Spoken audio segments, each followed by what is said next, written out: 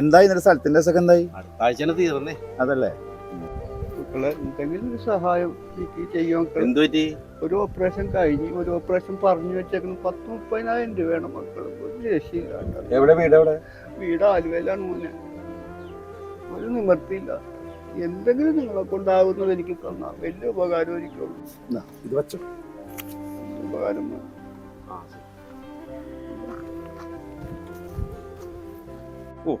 200 രൂപ എടുത്ത് കൊടുത്തേക്കണം.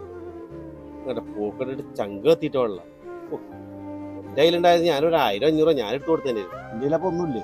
എന്റെ കയ്യിൽ ആകെ ഉള്ള 200 രൂപ അതേ ഉള്ളു എന്റെ കയ്യിൽ. എത്ര കൊടുത്തേ പറഞ്ഞ?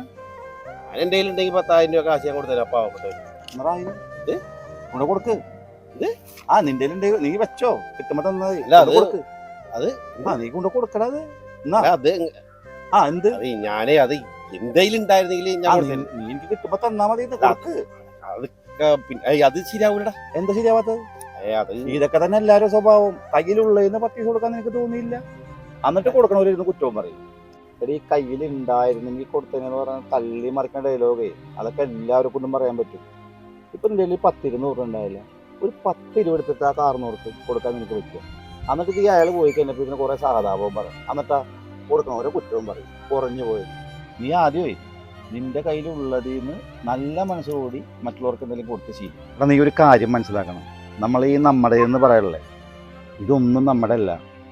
പിന്നെ നമ്മൾ മനസ്സറിഞ്ഞ ആർക്കെങ്കിലും എന്തെങ്കിലും കൊടുക്കണ്ടെങ്കിൽ അത് മാത്രമേ അവസാനം നമ്മുടേതായിട്ടുണ്ടാവുള്ളൂ. അത്രയെങ്കിലും നീ ഒന്ന് അറിഞ്ഞ് ജീവിച്ചാൽ നല്ലത്.